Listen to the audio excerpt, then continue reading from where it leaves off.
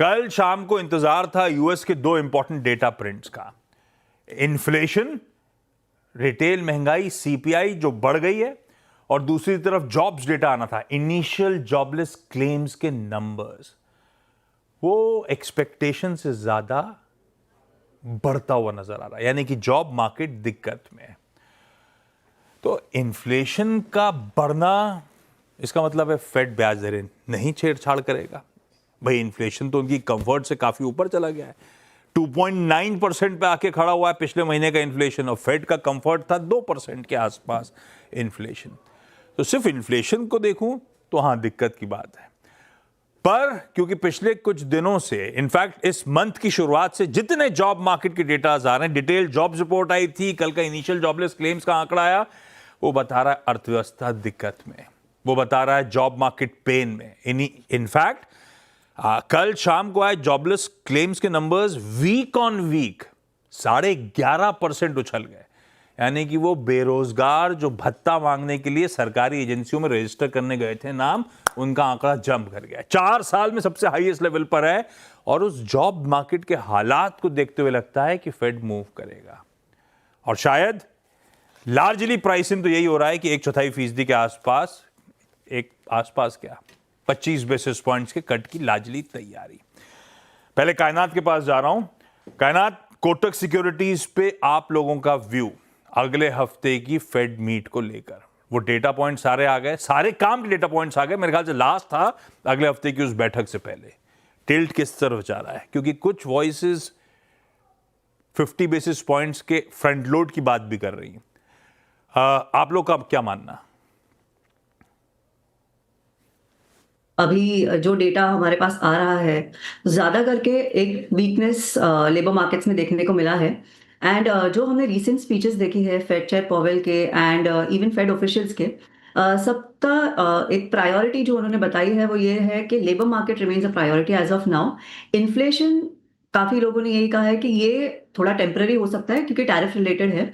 सो उसके कारण मार्केट्स बहुत ज्यादा फोकस्ड है लेबर नंबर्स पे, एंड लेबर नंबर्स जिस हिसाब से अभी काफी वर्स आए हैं, इनफैक्ट जो एनुअल रिवीजन भी हुआ था it was the worst on record. So और इवन जो रिसेंट जॉबलेस क्लेम्स जैसे आप बता रहे हैं, तो present and past for the last 1.5 years labour market already एक स्लो डाउन में था। जबकि इसके पहले जब हम देखते थे तो फेड के लिए एक रीजन ये था कि लेबर मार्केट क्योंकि रेजिलियंट है तो हमें होल्ड बैक करना चाहिए रेट कट्स करने से। सो आई थिंक एक वो मेन रीजन हट गया है जिसकी वजह से हमने गोल्ड सिल्वर में इतनी तेजी देखी है, क्योंकि अभी प्रायोरिटी लेबर मार्केट से डेटा खराब आ रहा है, तो फेड के ऊपर एक आप बोल सकते हैं कि वो प्रेशर भी बना हुआ है रेट कट्स करने के लिए। अब नेक्स्ट वीक हमें फेड मीटिंग में सबसे इंपॉर्टेंट ये रहेगा एफओएमसी प्रोजेक्शंस देखने के लिए, डॉट प्लॉट देखने के लिए कि वो कितने रेट कट्स एक्सपेक्ट कर रहे हैं, because markets are expecting anywhere between 75 to 100 bips अभी जो नेक्स्ट 3 मीटिंग्स है उसमें। सो अगर रुझान डेफिनेटली अगर थोड़ा सा हायर साइड पे रहेगा तो गोल्ड सिल्वर के लिए काफी पॉजिटिव होगा। बट इन केस अगर कंसिस्टेंटली जैसे 25 Bips each in the next 3 meetings का अगर एक्सपेक्टेशन आता है, तो वो भी मेरे हिसाब से एक तरह का एक सपोर्टिव ही रहेगा, बिकॉज मार्केट वो ऑलरेडी एंटिसिपेट कर रहे हैं, and 3 rate cuts in a row is positive for gold and silver both. 3 rate cuts in a row, 3 बैठकें बची हैं यूएस फेड की, और तीनों में शायद ब्याज दरों में कटौती की तैयारी। कायनात, 25 लार्जली 50 की तरफ स्लाइड टिल्ट, बाजार ने 25 पूरी तरह से फैक्टर इन कर लिया है ना, सोने चांदी के भाव में पूरी तरह से फैक्टर्ड इन मान के चलूं ना? जी, 25 की तो एक्सपेक्टेशंस ऑलरेडी बिल्ड इन है। 50 के लिए आई थिंक एक जो मेजर वो बड़ा जो आउट ट्रिगर रहेगा। जी मैं कह रहा हूं वो तो बड़ा आउटसाइड सा चांस है। इन्फ्लेशन के नंबर को जी देख के शायद फिर 50 मूव ना करे, 25 डिस्काउंटेड है हमारे भाव में, ऐसा मान लो। जी 25 डिस्काउंटेड है इन्फ्लेशन के लिए। देखिए अभी क्योंकि वो क्लियरली कह रहे हैं कि अभी ऑलरेडी ये जो होगा टेम्पररी होगा, तो मुझे ये नहीं लग रहा है कि इन्फ्लेशन के कारण, बिकॉज अभी इन्फ्लेशन का डेटा आया भी, देखिए हमने कोई सितंबर के रेट कट पे भी कोई इम्पैक्ट नहीं देखा, और आगे आने वाले समय में भी मुझे लग रहा है कि थोड़ा हो सकता है कि इन्फ्लेशन से थोड़ा सा कम अभी हमें इम्पैक्ट देखने को मिले, बिकॉज वो प्राइस्ड इन है कि इन्फ्लेशन बढ़ने ही वाला है, टैरिफ रिलेटेड हाइक होगा इन्फ्लेशन में, but it is going to be temporary. But I think main labour market data ही रहेगा, एंड लेबर मार्केट डेटा अगर और वर्स होके आता है, देन डेफिनेटली ये और डीपर रेट कट्स के लिए पुश कर सकता है फेड को, क्योंकि वो प्रेशर बढ़ जाएगा। बिकॉज जिस बेसिस पे आपने इतने टाइम होल्ड बैक किया कि जो लेबर मार्केट से रेजिलिएंट है, अब वो होल्ड नहीं कर रहा है, तो डेफिनेटली वो अगर और वर्स होता है, बिकॉज ऑलरेडी हमारे पास लास्ट 1.5 years का डेटा है जो दिखा रहा है कि labour markets have been slowing down the last 1.5 years। So already उतना स्लो डाउन हो रहा है और कंटिन्यूसली अगर हो रहा है, तो फेड के ऊपर वो प्रेशर बढ़ जाएगा रेट कट करने के लिए।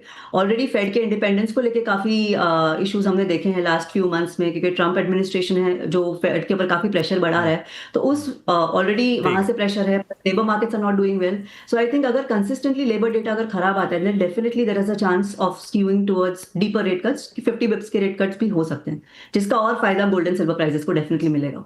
बढ़िया है।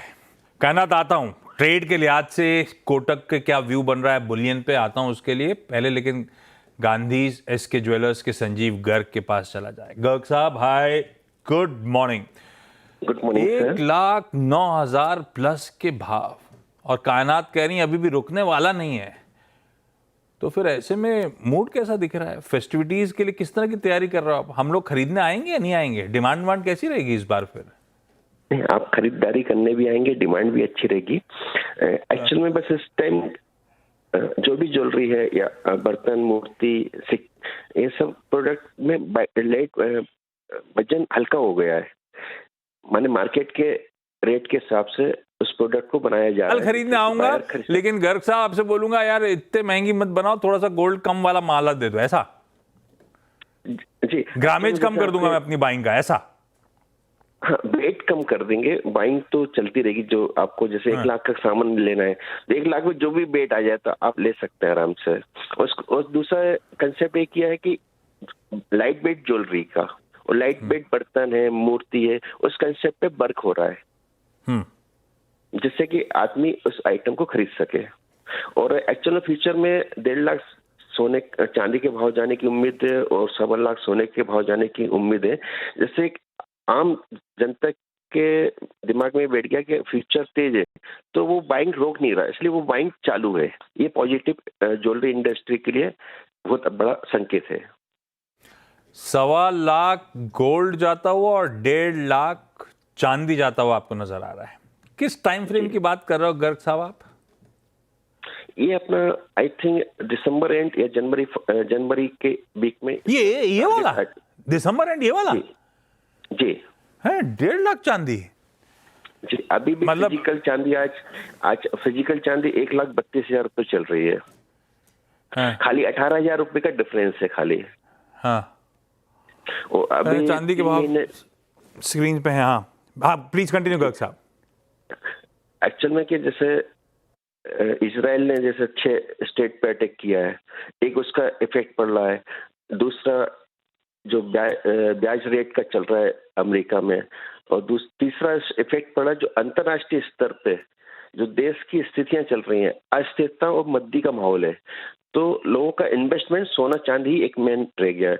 जो मिडिल क्लास के इन्वेस्टर है वो चांदी में इन्वेस्ट कर रहे हैं। तीसरा इलेक्ट्रिक व्हीकल, सोलर प्लांट और अन्य उद्योग सेक्टर पे भी चांदी का रुझान तेजी से बढ़ता नजर आ रहा है।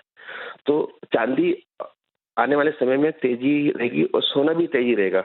और एक हमारा भारतीय मानक ब्यूरो और भारत सरकार से भी है, जिस प्रकार से सोने के रेट के बढ़ने के कारण नो के रेट उन्होंने कंप्लायंस कर दिया है, ऐसे भी चांदी में केवल ज्वेलरी पे 60% का कंप्लाइन करना चाहिए, जिससे कि आम उपभोक्ता उस ज्वेलरी को खरीदने के लिए उसको मिल सके।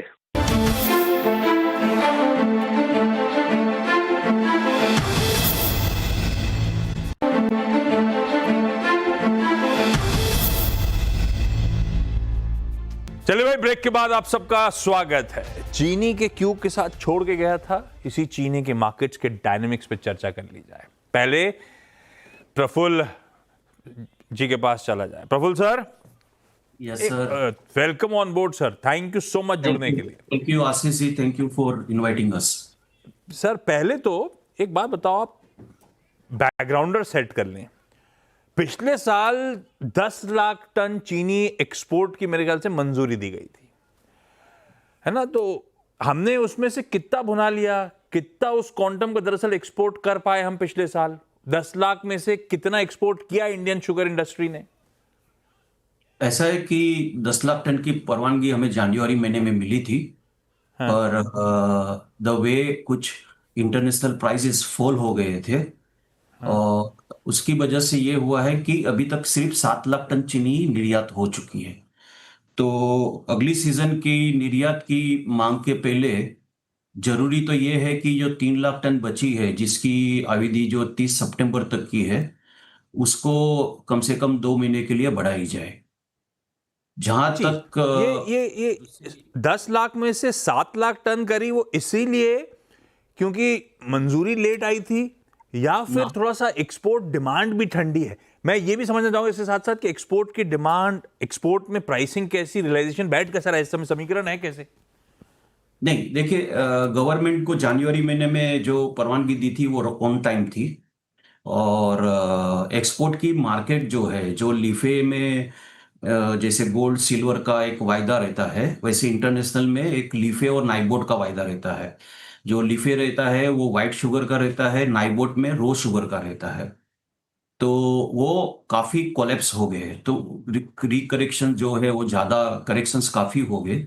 तो उस वजह से यहाँ से, इंडिया से जब एक बार 115 लाख टन चीनी निर्यात हुई थी 3 साल पहले, अभी सिर्फ 10 लाख टन भी नहीं जा पाई है, क्योंकि पेरिटी नहीं है वर्ल्ड मार्केट डाउन होने से।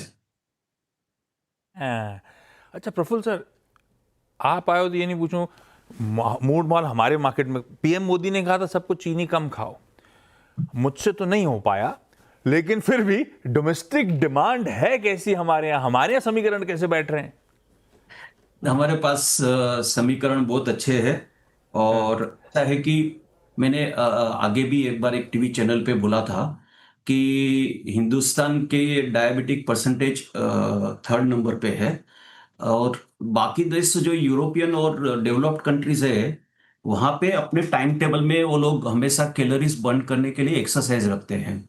हमारे देश में जैसे आप ट्रैफिक का पूछो या जो भी पूछो, उसमें कहीं पे किसी को टाइम नहीं बचता है एक्सरसाइज करने का या कैलोरीज बर्न करने का। इसकी वजह से डायबिटीज बढ़ती है। पर चीनी का जो कंजप्शन है वो कम होने की हमें कहीं से भी कोई गुंजाइश नहीं लग रही है। हाँ, मुझे भी पता है, आप सही कह रहे हो, मेरी एंड से भी कोई गुंजाइश नहीं है। Praful sir, thank you so much जुड़ने के लिए।